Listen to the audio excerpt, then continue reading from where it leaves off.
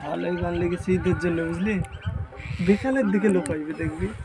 আসসালামু আলাইকুম, সকলকে জানাই ঈদ উল ফিতরের শুভেচ্ছা। তাকাব্বালাল্লাহু মিন্না ওয়া মিনকুম। আজকে আমরা ঘুরতে এসেছি কাঁচরাপাড়া নদিয়া জেলার একটি প্রত্যন্ত গ্রাম। আর এই গ্রামটি একদম ভারত বাংলাদেশ সীমান্ত লাগোয়া। বাংলাদেশ তোমরা হয়তো দেখতে পাচ্ছ কিছু দূরেই বাংলাদেশের বাড়িঘরগুলি, টিনের চালা। আর